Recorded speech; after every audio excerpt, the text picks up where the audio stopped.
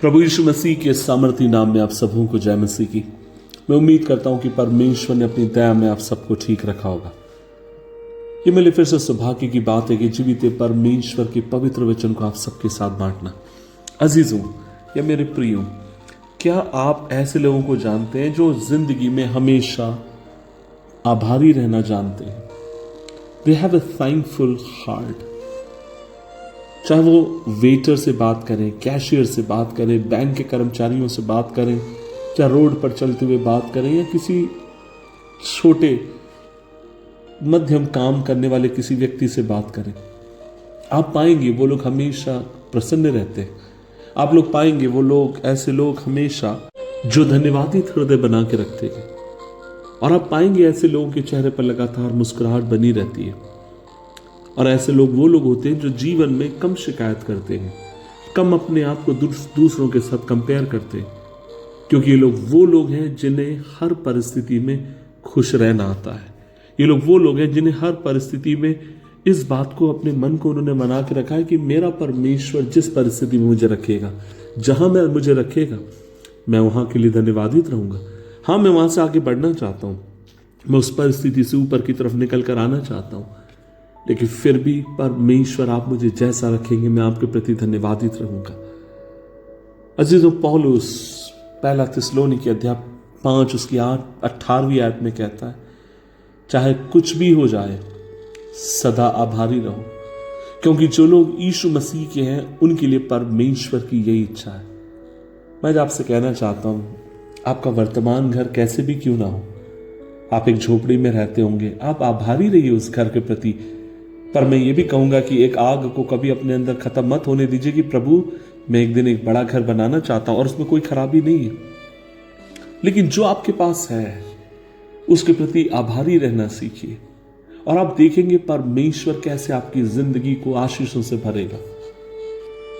मैं हमेशा याद करता हूं, जब भी मैं ट्रेन में यात्रा करता हूं, इन दिनों में मैं एयर कंडीशन में अधिकांश यात्रा करता हूं क्योंकि लंबे समय यात्रा करता हूं और लगातार मीटिंग्स होती हैं।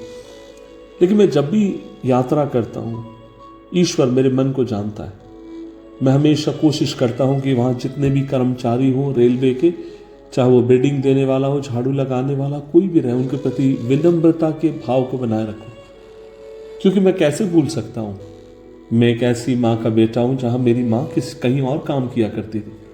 मैं किस तरीके से भूल सकता हूं कि आज जो भी नेमतें परमेश्वर ने मुझे दी है वो परमेश्वर के अनुग्रह को छोड़ और किसी बात के कारण नहीं। मैं याद करता हूं, एक दिन की बात है, मैं स्कूल में पढ़ रहा था और मेरी माँ ने मुझे कलम दी, एक पेन दिया और मम्मी ने कहा था किशोर संभाल के रखना, और वो खो गया। और मैं ना जाने कितनी देर तक रोता रहा क्योंकि मुझे पता था कि अगले दिन, मुझे मालूम नहीं अगला पल कब मेरी माँ मुझे एक पेन दूसरा खरीद कर दे पाएगी। मैं आपसे कहना चाहता हूं, प्रभु हमें जिस परिस्थिति में रखे हम धन्यवादित रहें इस बात को के लिए कि परमेश्वर आप मुझे कहां से लेकर आए, मेरे बच्चों को कहां से लेकर आए। और मैं ये भी कहूंगा कि अपने बच्चों को भी वो कहानी बताने से आप ना झिझकें, शर्माइए नहीं। आप उन्हें जब अपनी कहानियों को जब आप उनके साथ बांटते हैं, बताते हैं, आप उनके भीतर भी इस बात के बारे में बोझ डाल रहे हैं कि जो कुछ आज आप हैं परमेश्वर की दया और उसके अनुग्रह के कारण है। आज मैं आपसे कहना चाहता हूं, इसलिए जिस परिस्थिति में आप हैं प्रभु के धन्यवादित हो जाइए, परमेश्वर पर विश्वास रखिए, आगे की तरफ बढ़ते जाइए। वह आपको और आपके परिवार को ऊंचे मुकामों पर ले जाने के लिए विश्वास योग्य है। प्रार्थना करें। प्रभु जी, हम धन्यवाद देते हैं इस दिन के लिए और मिलकर आपके पास आते हैं और कहते हैं कि धन्य हैं आप, भले हैं आप और आपकी करुणा सदा की है।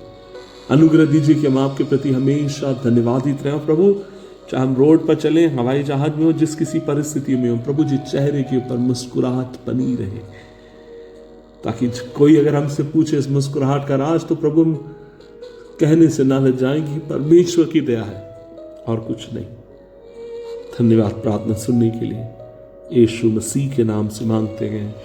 आमीन, आमीन, आमीन।